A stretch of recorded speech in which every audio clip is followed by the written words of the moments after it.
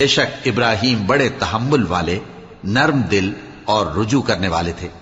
اے ابراہیم، اس بات کو جانے دو، تمہارے پروردگار کا حکم آ پہنچا ہے اور ان لوگوں پر عذاب آنے والا ہے جو کبھی نہیں ٹلنے کا۔ اور جب ہمارے فرشتے لوط کے پاس آئے تو وہ ان کے آنے سے غمناک اور تنگ دل ہوئے اور کہنے لگے کہ آج کا دن بڑی مشکل کا دن ہے۔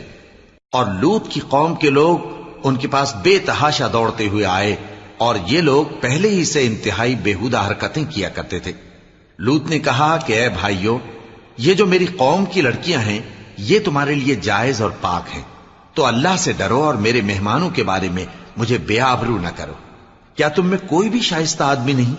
وہ بولے، تم کو معلوم ہے کہ تمہاری ان بیٹیوں کی ہمیں کچھ حاجت نہیں، اور جو ہماری غرض ہے اسے تم خوب جانتے ہو۔